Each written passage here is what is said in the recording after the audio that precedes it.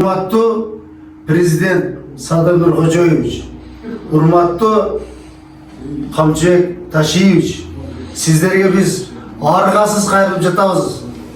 Мына бүгүн шайлоо өттү. Ноокат районунун номер 5 округда шайлоо өттү. Бирок өтө ыплас, өтө жаман өттү десек болот. Сиздердин талабыңыздар шайлоо таза өтсүн, эл тазалансын, жаңылык болсун, эл жаңылансын деген сиздердин максаттарыңыздар, ойлоруңуздар ишке ашпай калды. Бул жерде местный мафия, Ноокат районун ээлеп алган кландар бизге каршы турду. Акча суудай таркатылды. Буга далил интернетте карасаңыздар, ал жерде баары чыгып турат. 6 жолу далилдүү фактылар менен алар акча таркатуу боюнча кармалды.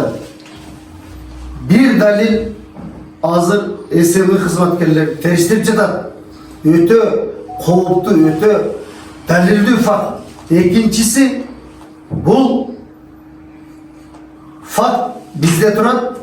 Ал далилди укук коргоо органдары жашырууга, жок кылууга аракет кылууда.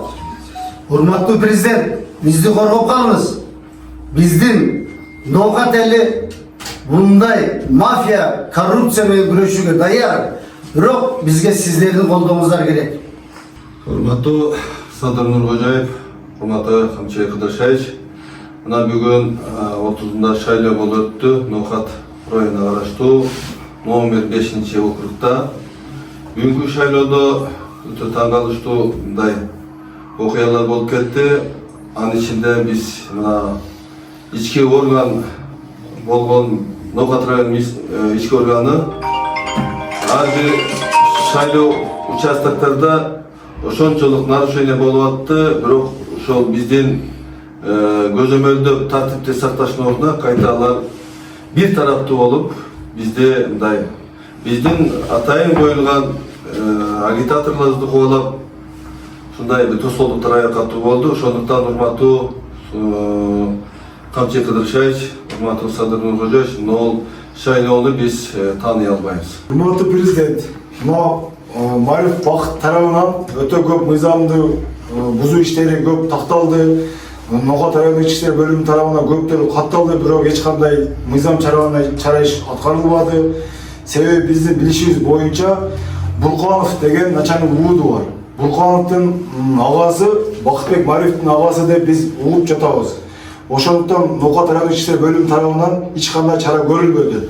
Бирок элдерден сурамжылоо иштериңизди жүргүзгөн болсоңуздар, Мариф тарабынан өтө көп иш-чаралар бузулгандыгы аныкталат деп далилденет. Ошондуктан улуу урматтуу президент, ушул биздин кайрылуубузга туура кабыл алып, чара көрүп беришиңизди суранам.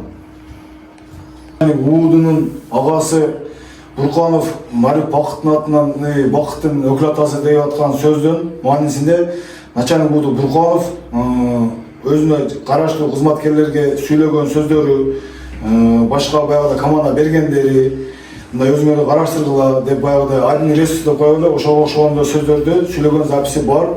Садыр Нуркожоевич, урматтуу Камчыбек Кыдыршевич, мына бүгүнкү болгон шайлоонун жыйынтыгын акыркы учурунда биз көрүп байкап билдик. Бул жерде калың эл өзүнүн тандаган добушун беришти кандидаттарга. Бирок тилекке каршы ошол эле учурда бизде мыйзамсыз ыплас шайлоо болуп өткөнүн бар жогун билип отурат кандидаттар. Биз таза шайлоодо ушул күнгө чейин келдик. 2020-жылы да ушундай ыплас шайлоолордун артынан аябай өзүңүздөргө белгилүү болгондой элибизде, жерибизде бийлик алмашуу болуп өттү. Эми бул жерде Бакыт Марифтин ошол шайлоо учурунда көптөгөн акчаны таркатып, ыплас иштерге барганы бул далил болуп турат. Биз негизи биздин ушул турган кандидаттардын ушулардын артында турган эл берген добуштары жокко чыгып кетпеш үчүн ушул элдин атынан биз сиздерге кайрылып отурабыз. Чындыкты, акыйкатты тегиз карап, бар жоон оң жагынан чечип бересиздер деген чоң үмүтүбүз бар. Ал биринчиден, экинчиден биз көптөгөн ошол мыйзам бузуулардын фактыларын биз арыз боюнча кайрылганбыз. БШКга да кайрылганбыз, МВДга да кайрылганбыз. Бирок тилекке каршы эч кандай ал жактан реакция болгон жок, жооп болгон жок. Негиз неге болбойт? Биз жөнөкөй эле мисалга алганда баннери өз туура эмес жерге илип калган жерде биздики факт болтуруп бизге штраф жазып атышты. Тигилердики мыйзамсыз көптөгөн фактыларды каттатып арыз жаздык, бирок тилекке каршы эч кандай действие болбой жатат. Бул тең салмактуулук же болбосо медалдын эки тарабы бирдей болбой калган болуп атат. Ошондуктан сиздерден суранып кетет элек, акыйкат үчүн ушул нерсеге көңүл буруп карап беришиңиздерди өтүнөмүн. Бизде далил бар, азыр кандидаттарда акча менен, подкуп менен кармалган далил бар. Ошону биз арыз боюнча кайрылганбыз, бирок дальнейшем кандай действия болот, биз ошол боюнча сиздерден жооп күтөбүз. Терең ыраазычылык билдирем. Урматтуу Садыр Нуркожоевич, урматтуу Камчы Кыдыршаевич, бүгүнкү болуп өткөн Ноокат районунун 1 мандаттуу 5-округда өткөн шайлоонун жыйынтыгы чыгып отурабыз. Биз ушул кандидаттар баарыбыз бул жыйынтыкка тааныбайбыз. Себеби адилетсиз болду.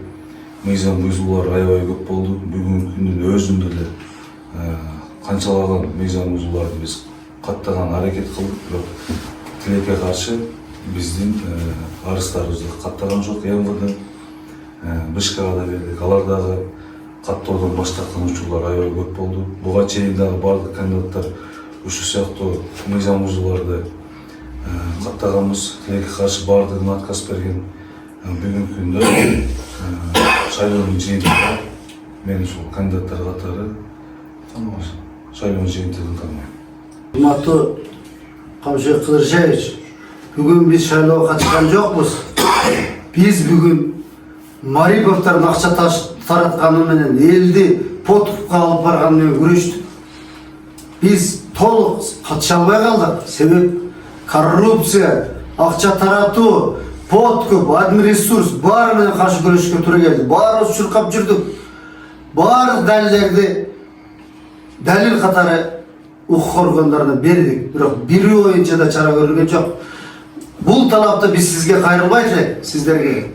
Бизди артыбызда турган эл 10 000 шайлоочу, андай айтканда 80 000 шайлоочунун добушун биз сиздерге жеткирели деп атабыз. Элдер сурап атат. Коррупция бизде качан токтойт? Качан жаңылануу болот? Качан биздин урматтуу президент Ноокат районунун коррупциясы токтотот деген талап менен чыгып атат элде. Биз элден сурап жатабыз. Биз президентке кайрылайлы, ошого жараша сиздерге жооп берели деп атабыз. Урматтуу президент, дароо чара көрбөсөңүз, көрүшүңүздөрдү суранабыз сизден. Биз мондай арызыбыз бар. Далилдер менен баары бар. Бул арызды биз сизге гана беребиз, өзүңүзгө. СМ гана териштирсин. Милицияга, башка укук органдарына биз ишенбейбиз. Урматтуу Камчы Кыдыршаевич, биздин үнүбүздү угуп коюңуз. Биз бул шайлоонун жыйынтыгын тааныбайбыз. жыйынтыгын таанбайбыз.